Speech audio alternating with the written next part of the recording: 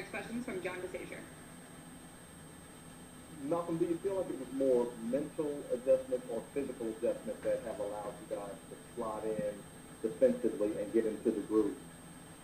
I think it's a little bit of both. We got a lot of penalties early. We weren't very sound in everything that we were doing as far as the schematics. So I think our coaches did a great job of getting us to understand the game plan. I think players have done a great job of detailing their jobs, doing a great job of winning their matchups and making the plays that come, and being a patient defense and opportunistic as well, being able to take the ball away, causing disruptions in the back end. So all of the things that we know we could do, but you can't just go out there and expect it to happen. You got to work and prepare.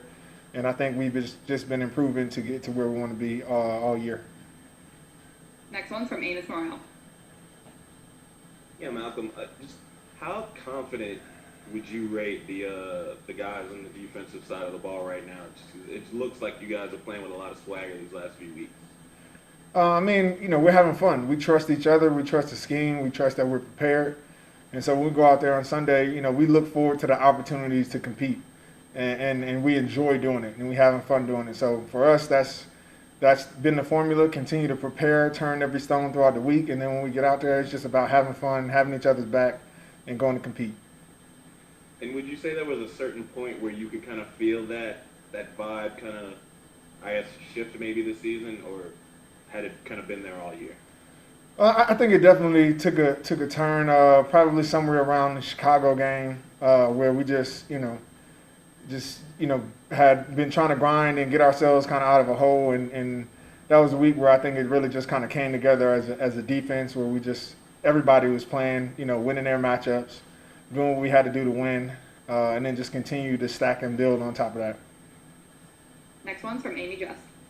Yeah, not your position room, obviously, but Trey Hendrickson. I know you haven't been here the whole time that he's been here, but what have you seen from him since you've gotten here?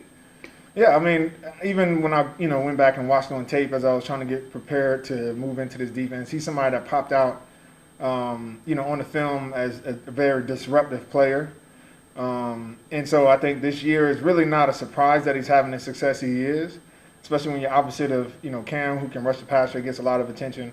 But Trey's just, he's been making, taking full advantage of all the opportunities that come. And I think that's really all you can ask for as a player. I'm excited for the type of season he's having. Is definitely making us better as a defense.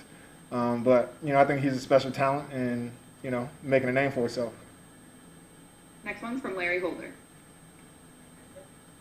Hey, Malcolm, not having to prepare for Alvin Kamara, you see him now on a first-hand basis every day. What's made him such a special player, whether it's running the ball, receiving, just being an all-around back?